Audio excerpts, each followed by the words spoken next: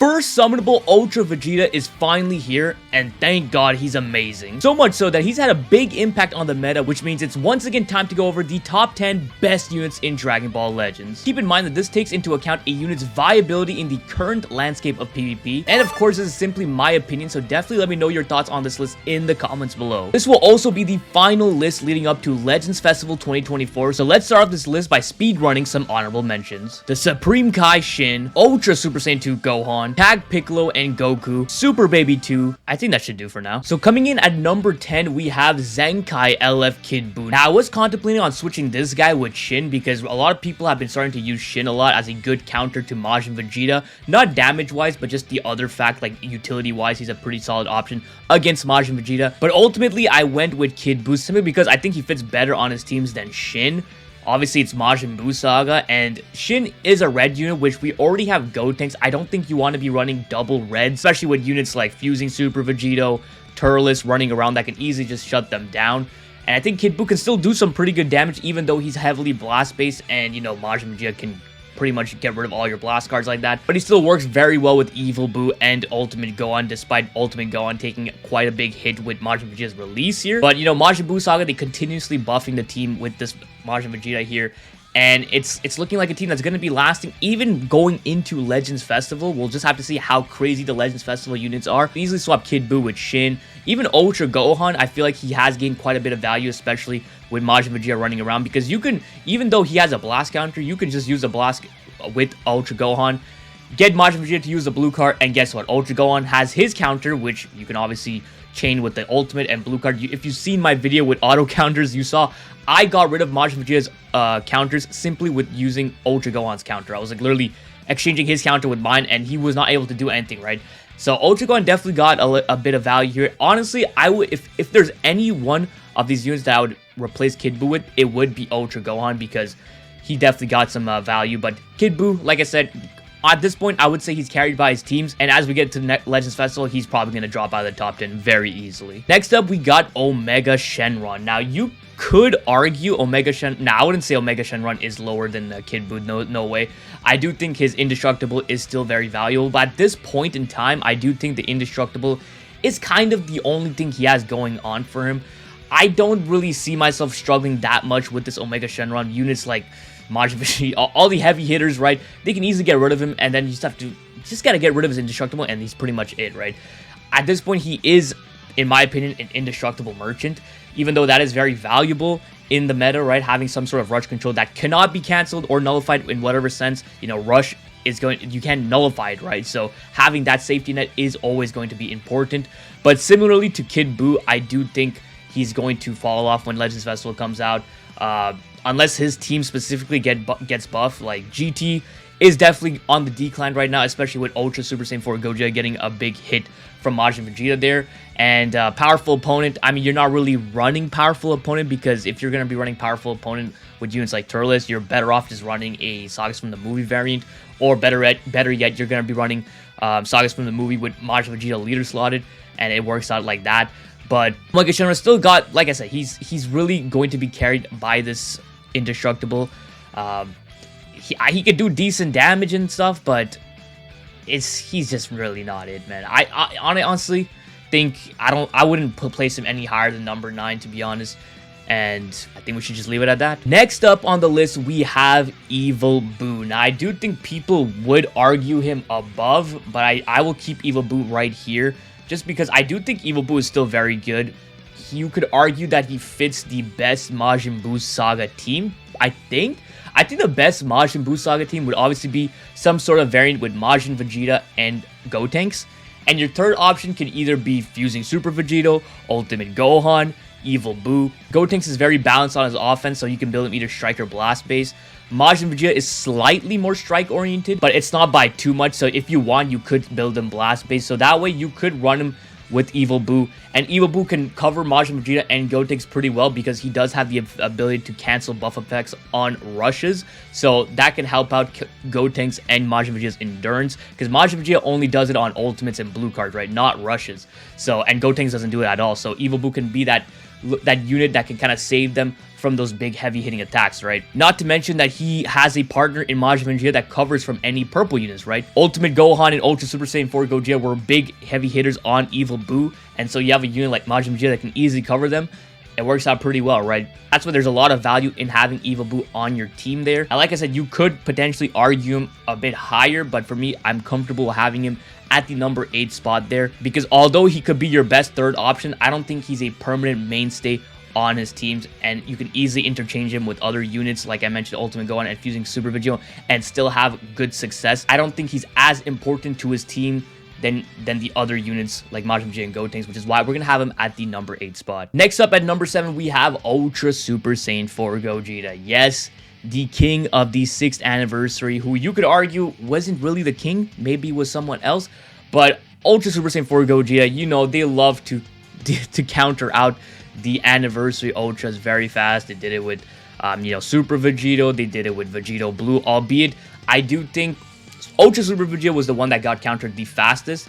Then I would say it's Super Saiyan 4 Gogeta, and then Ultra VB. Ultra VB, man, he doesn't get enough credit. They were throwing non-stop blue units at him, but he outlasted all of them. He's just that guy, man. Super Saiyan 4 Gogeta, unfortunately, I can't say the same. Tree of Might Goku was already a very strong counter to him, but then they dropped Majin Vegeta, and this guy he had to pack it up. He couldn't do anything. He gets shredded by Tree of Might Goku and Majin Vegeta. Okay, well, maybe not Tree of Might Goku, but he gets shredded by Majin Vegeta. Tree of Might Goku is obviously a counter in the way that he counters his counter, I guess, because of the debuffs he applies. But Majin Vegeta, he just fucking destroys him. Easy lock-in, and that's pretty much he's gone, right? So Gogeta definitely taking a big hit, but I don't want that to negatively impact how good his kit is, because his kit is still very good. Those counters are still very good. Ultimates can still nuke very easily, although there are a lot of units that can just cancel buffs, so that can, you know, that obviously hurts him, but it still has the potential to one-shot a lot of units, so you can't take away from how good he is, right? Who knows, maybe if we get some more buffs, maybe if Majin Vegeta is countered out, if we get a super crazy strong red unit that works really well with Super Saiyan 4 Gogeta, maybe that can help out. But for now, I do think purples as a whole are taking quite a big hit, and Super Saiyan 4 Gogeta is one of those units that's going to be sitting on the back end for a bit. But who knows, that might change. I don't think so, but for now, we're going to have him at the number 7 spot. I know people are going to go crazy saying, oh, not Ultra Super Saiyan 4 Gogeta, not my Monkey King. I'm sorry, but he was dominating the game for way too long. His playstyle is very boring, annoying. So honestly, as a Fusion Warrior main, I'm glad this guy got countered out, because it was not fun fighting this guy. And, well, RIP Bozo. Next up, we have LF Ultimate Gohan. So yes, Ultimate Gohan, I could see some people arguing for him to be a bit higher, potentially. I could see it, I guess. You could probably interchange him with the next unit on the list here, but we'll talk about a bit about him later. But Ultimate Gohan, you know, definitely one of those units during the anniversary that you saw, like, damn, what the fuck is this unit?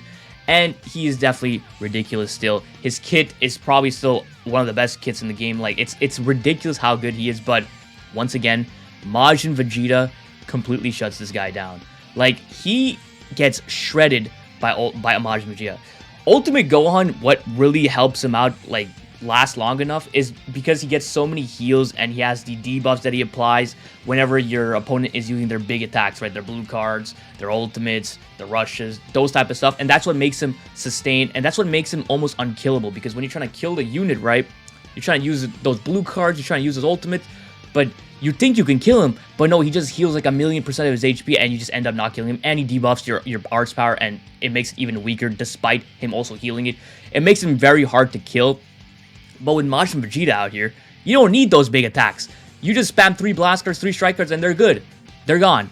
Purple units are getting destroyed right now, and Ultimate Gohan is one of them. And of course, like I said, you could use him as your third option on the Majin Buu Saga team, but personally, I don't think he's the best option for the Majin Buu Saga team. I do think, me personally, I would run Fusing Super Vegito, who's also going to be the next one coming up. But Ultimate Gohan, like I said, you can still run him on hybrids. Like I mentioned in the beginning, Ultra Gohan did get some value with this release of Majin Vegeta. So you could run him on a hybrids team, maybe even run like a Sun family team with like Tag Piccolo and Goku. It could work out pretty well. But at the end of the day, I don't think he's like the best third option you can have on your Majin Buu Saga core, especially with units like Omega Shenron and Evil Buu not really needing that purple unit to deal with them. I feel like Gotenks and Majin Vegeta can easily take care of them. So you don't really need that purple unit, and it's more of a liability because you have that yellow unit that can just destroy you easily. So I personally think he's not the best of the 3 options you can have on your Majin Buu Saga core, which is why we're going to have him slightly below who I think is the better option, and is going to be Fusing Super Vegito, making a comeback back into the top 5 for me here. Obviously, you know, I feel like people will always call me biased wherever I place this guy. I feel like I have to place him below in the top 10 or some shit for people to think I'm not biased, but I think having him in the top 5 is a pretty solid spot there, especially because you got Majin Vegeta and Super Gotenks here that don't cancel buff on the rush. So Fusing Super Vegeta's Rising Rush has become a lot more valuable, and not to mention you have units like Turles and stuff that make this game last until timer. So you want to build up damage. And what's the best way to build up damage? By using a Rising Rush, whether it gets guessed or not. Obviously, Super Vegito can have an uncancelable or unguessable rush, so that just piles up the damage there, which is very effective for matches that go up to timer, right? So that's another way you can see some value in Fusing Super Vegito. Not to mention, if you build the team strike-oriented, your best bet would be to use Fusing Super Vegito on your team on a Majin Buu Saga team, right? So it really works out well here.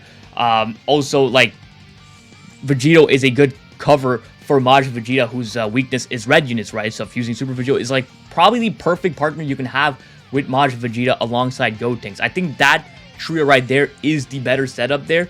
You could argue Evil Buu because he does have the buff cancellation, which can help out Majin Vegeta and Gotenks pretty well.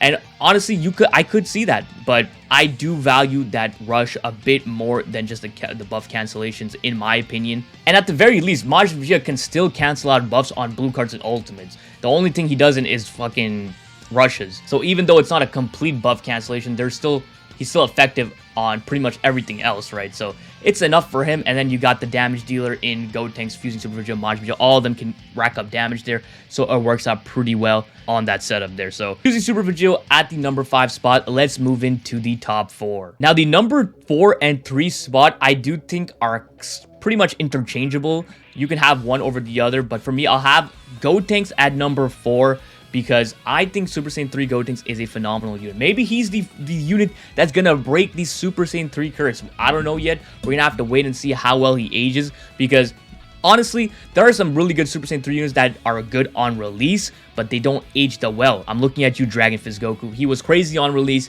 disappeared very fast. So we'll have to see how Gotenks ages out.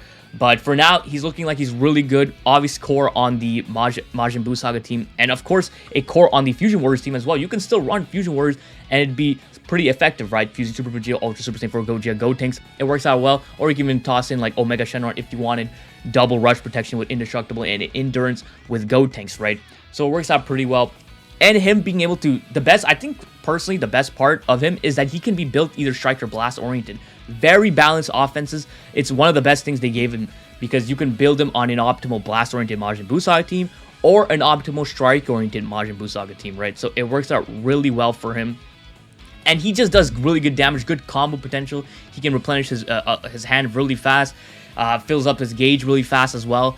Obviously, the one thing that he's lacking is, or actually there's a couple things, is of course the lack of blast armor, which seems like a lot of top tier. Literally, I think every single one of the units in the top 10 has blast armor except like Kid Buu, which is kind of crazy when you think about it. Gotenks not having it is, I guess, a downside, but you don't need blast armor to be a top unit, right? Just look at earlier this year, Super 17, Ultra Go On, 2 of these most annoying releases of this year, and guess what? They didn't have blast armor, so you don't technically need blast armor to be a top tier unit, and Gotenks proves this once again by being a top tier unit without blast armor. So that's, I guess you could say, one negative to him, and also the other one is having no buff cancellation, which seems like everyone has it.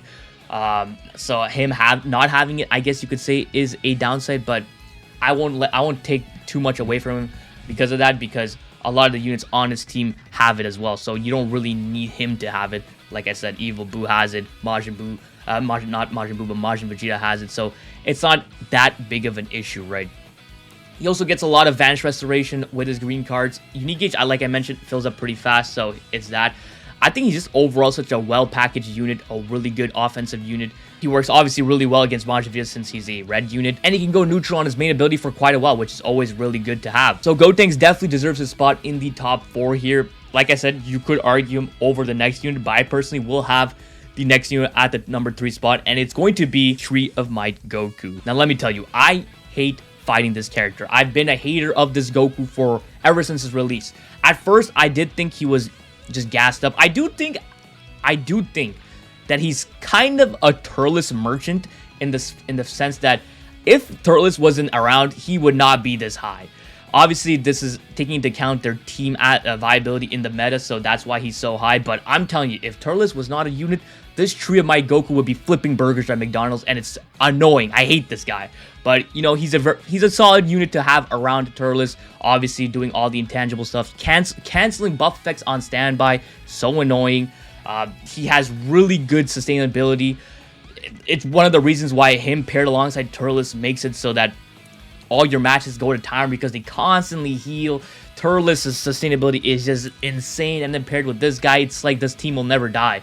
You'll see like some of my matches, especially in that auto counter video, I go up against this duo, and all these matches are just going to timer. I'm literally, the last match of that video, I'm destroying this guy with his team of he's running Majin Vegeta, turles, Tree of Might Goku. I'm destroying this fool, but I just can't beat him. I can't kill his team, and then he just flips it around. My team gets destroyed. Obviously, my team wasn't built the best, but it just goes to show you, like, this team does not die, and you have to build up some damage, which is why, once again, I mentioned fusing Super Vegeta's Rush is quite important. But the best way to counteract his buff cancellation is obviously you have to waste some sort of ultimate. You have to use it out. So obviously you'd probably want to use a unit's ultimate that you wouldn't really care that much about, which is, I guess, crazy to say because you want to utilize people's ultimate.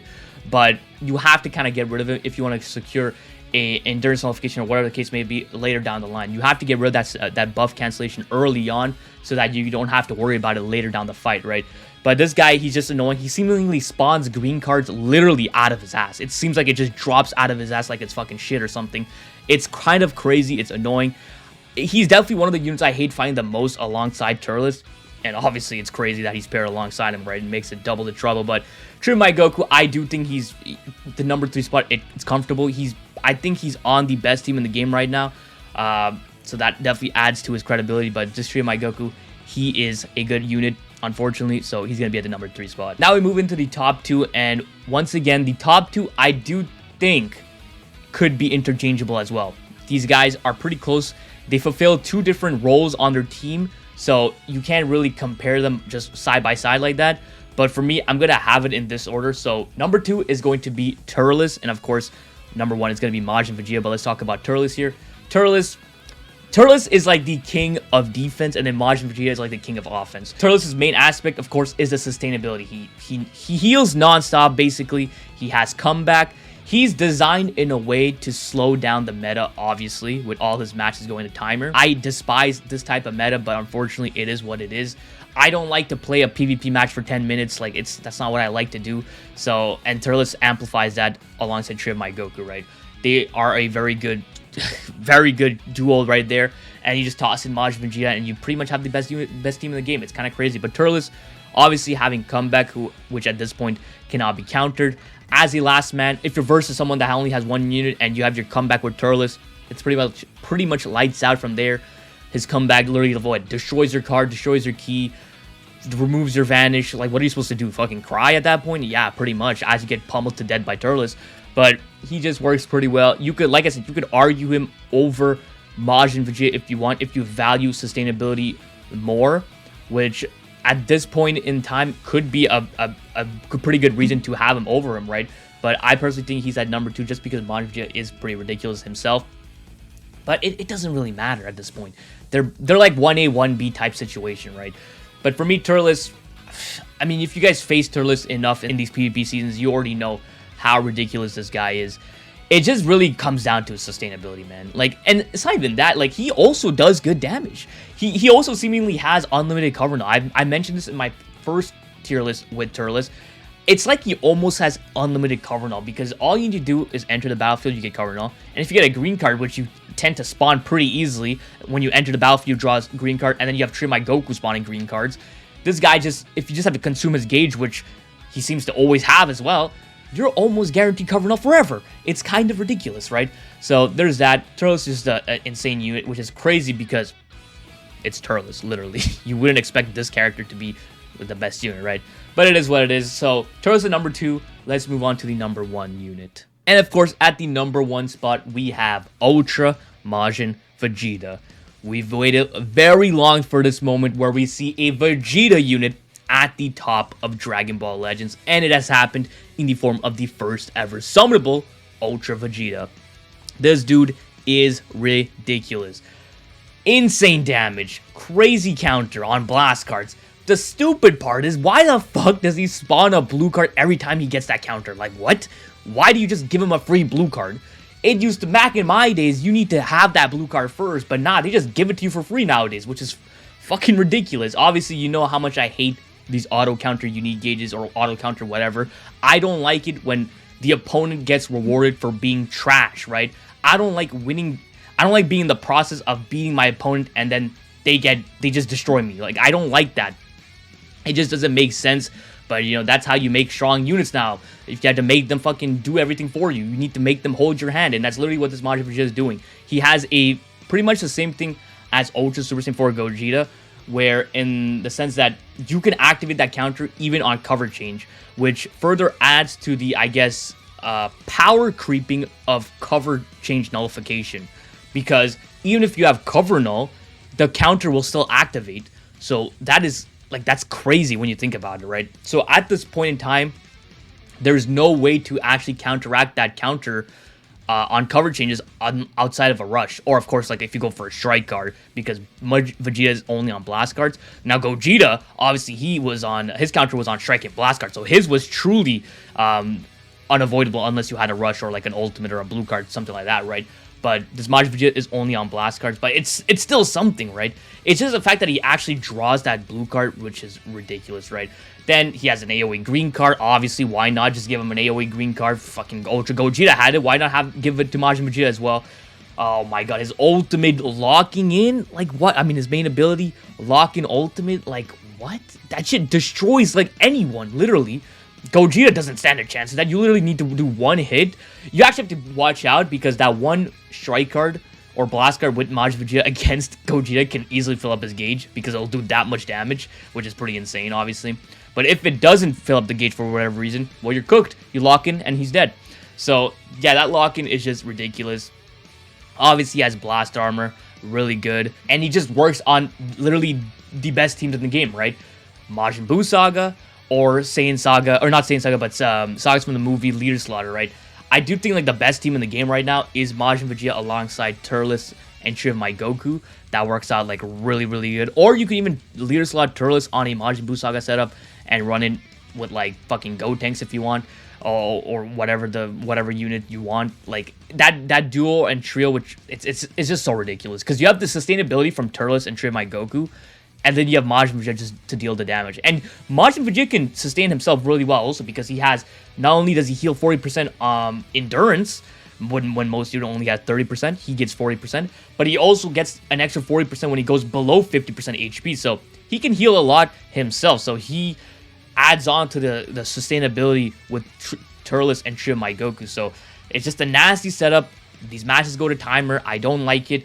I really hope as we approach Legends Festival, we get like some more hyper offensive unit because I'm just not a fan of the slow-paced meta, man. I'm just not a fan. So we'll have to see once Legends Festival comes. Definitely let me know in the comment. Do you like a slow-paced meta or a fast-paced meta where, you know, 2-3 cards, your opponent's dead? Or do you rather your matches go to a timer and you have to bank it on damage? Let me know in the comments because I'm interested to know what you guys have to say. But that's going to be it. But that's going to be it for this top 10. Like I said, this is going to be the final one moving into Legends Festival because I don't think we're going to be getting any really meta impactful units leading up to Legends Festival. November is usually a pretty quiet month until the last week, which is when Part 1 starts. So this is going to be the last tier list until Part 1 starts. And this is going to be pretty much the list. So let me know what you guys think of it. If you agree, disagree with this list, all that stuff, let me know in the comments below. So I'm excited for Legends Festival.